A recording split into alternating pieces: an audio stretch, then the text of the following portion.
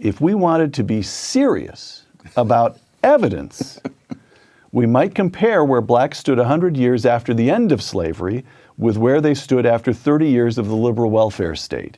In other words, we could compare hard evidence on the legacy of slavery with hard evidence on the legacy of liberals. Close quote. And what makes them tremendously dangerous is that facts that contradict what they believe are simply ignored or evaded.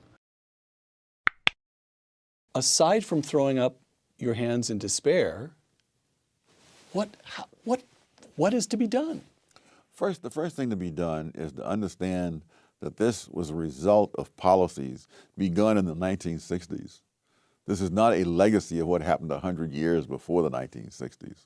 The breakdown of the black family is not a legacy of slavery. No. If you, the classic study of this goes all the way back to the era of slavery, and they find that most black kids, even under slavery, had lived with two parents. And that was true all the way up until the 1960s.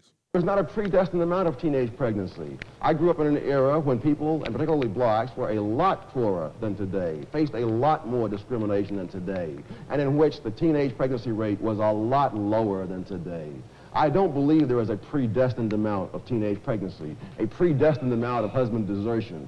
Gutman has done a study of the black family showing that this whole notion that the black family has always been disintegrating, that is nonsense, that his studies go up to 1925, the great bulk of black families were intact, two-parent families up through 1925, and going all the way back through the era of slavery. So it is now only within our own time that we suddenly see this inevitable tragedy which the welfare system says it's going to rush in to solve, but which it is itself a part. We're talking about a very small group. We're talking about 12% of the families are not intact, are not two-parent families at any one period of time. I mean among welfare recipients? No, or the among the public at large. We're talking about 12% of the families. 12%. That's right. That's a small number. When Moynihan wrote those words, the illegitimacy rate among African Americans was 25%. Today, the illegitimacy rate among white Americans is 36%. Among Hispanics, more than 50%, and among African Americans, more than 70%. Yes. As of 1940, 87% of black households were in poverty. Over the next 20 years, that declined to 47%. This is all prior to the civil rights laws, prior to the social welfare policies of the Johnson administration. Over the next 20 years, it fell an additional 18 points. But that was just the same trend continuing at a reduced rate. Was the civil rights movement good for the African American in all ways, or were there any downsides to it? It was good in some ways. It was not, like most things, it's not good in all ways. It's a little like, a clock that stopped will be right twice a day. And the liberals' assumptions worked in that particular case for a limited period. Unfortunately, along with that came many other things which destroyed law enforcement, which destroyed the family, which destroyed education. And I don't think that the things that were gained outweighed that. If what you're looking for is something like what happened in the Civil Rights Revolution, where you needed to get the Southern Jim Crow system broken, that was an enormous achievement through politics, as I point out in the book. So it's not that politics can't do anything. It's a question that politics, like everything else, has some things it can do and some things it can't do. And from what I've seen of groups around the world economically, one of the things it seems not to be able to do is raise groups from poverty to affluence. Poverty in America today is not material want. It simply is not, by the standards of all time, all history, other places. It is not material want. It's poverty of the mind. It's poverty of policy. It's squalor of behavior. And how does that get corrected? Thus far, it hasn't been. You've just explained we get a century of progress, then a retrogression, as you call it. And the economics was not the reason. I mean, there's no question that blacks in the 1960s had a higher standard of living than blacks in 1940. Right. So why is it, I have to say, I get to the passages about African American progress, that century of progress, and I have to reread them because they run so counter to what I believe I understand, which is that the legacy of slavery is so deeply impressed on African Americans, and it's the Great Society that begins to make some progress. How is it that a whole century of American history is simply gone? It doesn't get talked about. So it's not the legacy of slavery that destroys the African American family. It's the legacy of the welfare state. And by the way, we see illegitimacy rates rising among everybody. Yeah, and in other countries. And you know, the very same thing in England. and what's the mechanism? Why does the welfare state dissolve the family structure? For one thing, it makes it unnecessary for fathers to support their offspring. And in fact, it makes it counterproductive in many cases. A very poor man who might be able to support his family realizes his family will be better off without him. But on the other hand, someone who's strictly irresponsible, either the man or the woman or both, now pays no price for being irresponsible. The taxpayers pay the price. And actually the harm done to the taxpayers, which is serious, still is not comparable to the harm done to the families, and especially the children. To the kids. Yeah. Many things, much of the pathology of the black community today is said to be a legacy of slavery.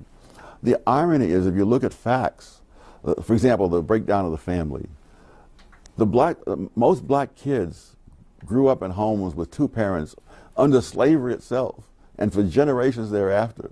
And as late as the 1960s, most black children grew up in two-parent homes.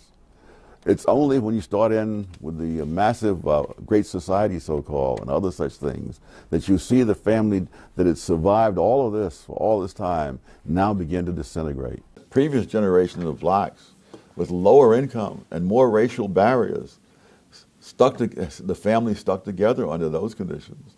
And under the new conditions, which were advertised to make for great progress, in fact created retrogressions. What really turned bad were the social degeneration that occurred over that period.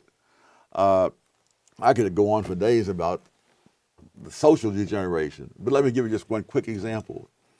When I grew up in Harlem in the 40s and 50s, I never heard a gunshot. Now, I'm sure someone fired a gun somewhere in Harlem, but it was not such a pervasive thing that you had to hear it. You know, I have relatives in Washington. I asked them the same question. People in my generation. Growing up in Washington, D.C. Yes, and low-income black neighborhoods. Did you ever hear a gunshot when you were growing up? And the answer was no. I have relatives in North Carolina. I asked the same question. No. And now, you know, people in housing projects especially, they put kids, some of them, to bed in bathtubs so that they won't be hit by stray bullets in the night. That's the homicide rate in the years that I was growing up, and I was really quite lucky as I went through the research I discovered, being in the right place at the right time. The homicide victimization rate among black males in the decade of the 1940s declined by 18%. From 1950 to 1960, it declined another 22%. And then in the 1960s, when all these wonderful new ideas in the criminal justice system came in, all of that reversed, and it shot up 89% in one decade, wiping out all the progress of the two preceding decades. The mundane progress driven by ordinary economic and social processes in a free society becomes dramatic only when its track record is viewed in retrospect over a span of years.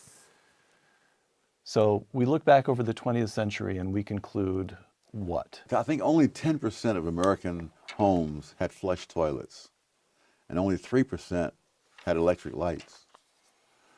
And that was improved not as a result of a lot of noise, demonstrations in the streets, great pronouncements from eloquent speakers, but by the ordinary market processes that have gone on for years. It's not the intention of anybody enacting the welfare state to cause increases in violence, but it happened. Yes. What was the disconnect between intentions and what emerged? Oh, heavens. They misdiagnosed the causes of things, and therefore they misdiagnosed the effect. But the Great Society, the larger point that you've been making here, the Great Society, the war on poverty, this is now 6 decades of experience. Yes. And we have, as you have said, the gap hasn't closed. We've got dissolution of the family structure, rising crime rates. That I don't understand. How can it be that the people, now I don't know how to remain bipartisan, but Democrats, liberals, the progressives, just are not, the evidence is in. This has not worked. Why, after more than half a century, there's still a refusal to look at the evidence? Yes, and there's even a tendency to falsify the evidence. And how come? I think people become attached to a vision, and that really warps the way they see the world. Human beings have an enormous capacity to rationalize. Having studied so many things that sounded so good and ended up so bad, it makes me doubt, especially when there are people who are anxious to spout off with very little study of what they're talking about. It's amazing that so many people on the left are able to just ignore any facts that go against their theory. But if you wanted to be charitable, you could say, well, he said this in 1965. But if you say, all right, why are people now repeating it in 2013 when we've had nearly half a century of experience to the contrary? People can't be knowledgeable about everything, but they can be knowledgeable about the extent of their own ignorance, even if they have PhDs. It has to do with an ideology, and particularly an ideology that is very strong among academic intellectuals and in the media. And I think that as time goes on and more intelligent ideas replace the kinds of vague visions that dominate today, that the political climate will change, and that's the only thing that stands in the way of reform right now. And I think many people who were gung-ho for the idea that this was going to be progress simply cannot bring themselves to look at the evidence and say, my God, we made things worse. Liberals have wreaked more havoc on blacks than the supposed legacy of slavery they talk about. Yes. You don't mean that hyperbolically. No, I do not. You mean it. Yeah.